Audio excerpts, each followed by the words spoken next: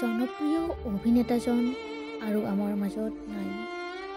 হয় বন্ধু বান্ধৱীসকল, জনপ্ৰিয় অভিনেতা আৰু ভ্ৰাম্যমাণ জগতৰ অভিনেতা ৰাজীৱ ৰাজনীশ আৰু আমাৰ মাজত নাই।